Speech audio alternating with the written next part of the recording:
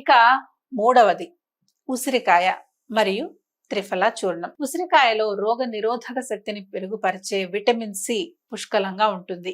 అలాగే ఇందులో ఉండే యాంటీ ఆక్సిడెంట్స్ ఫ్రీ రాడికల్స్ ను న్యూట్రలైజ్ చేయడం ద్వారా కణాలను డ్యామేజ్ అవ్వకుండా కాపాడుతాయి.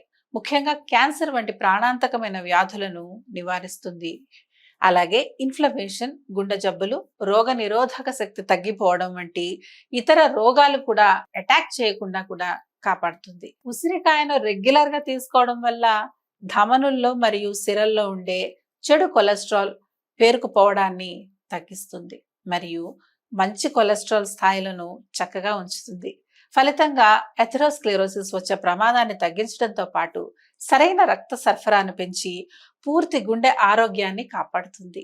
దీన్ని తీసుకునే సరైన సమయం ఉదయం పూట పరగడుపున తీసుకోవడం మంచిది. దీన్ని ఏ రూపంలో తీసుకోవాలి అనే విషయానికి వస్తే పచ్చిగా కూడా తీసుకోవచ్చు, జ్యూస్ రూపంలోనూ తీసుకోవచ్చు. ఒకవేళ మీకు ఇలా తీసుకోవడం నచ్చకపోతే దీంతో కర్రీస్, చట్నీలు కూడా చేసుకొని తినొచ్చు.